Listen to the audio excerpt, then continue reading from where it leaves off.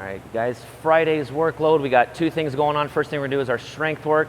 We're gonna perform 3 working sets of 10 rep deadlift, okay? On that 10 rep, those are meant to be unbroken. So as we stand up, we lower it back down, only touches the floor for a brief second, coming right back up. So there's no disengagement. You're turned on completely the whole time, and then you're just gonna work up to a 10 rep max. Between your first, second, and third set, there shouldn't be a huge jump in weights.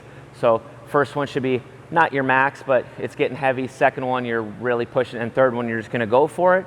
On that third set, or when you reach a maximum, you should not have any change in your back position. So what I mean by that is, as I'm doing a deadlift, if my first 5 reps, I can maintain a nice neutral back position, but then as I get toward the last ones, I'm starting to lose shoulder position and lower lumbar, then we've gone too heavy. Just shut it down.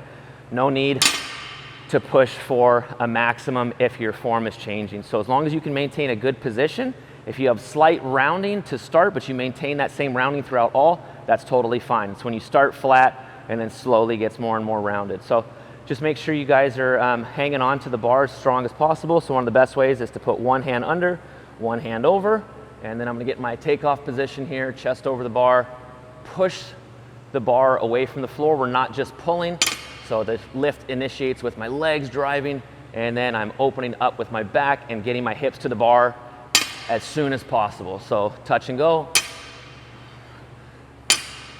Okay.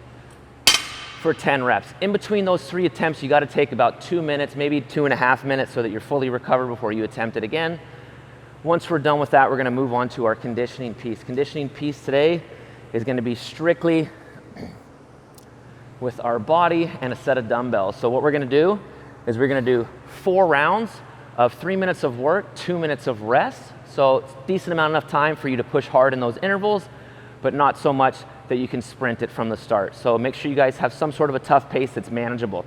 So what's gonna start off with is we're gonna do 8 devil's press, then we're gonna do 12 burpees over the bar, and then 16 air squats. Whatever time I have left in that 3-minute interval, I'm gonna hop on the machine inside my square, and I'm gonna do as many calories in the remainder of that time as possible.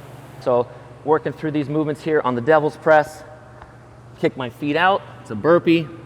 I can jump my feet up, swing back between the legs, powerful hip drive. Control them coming down.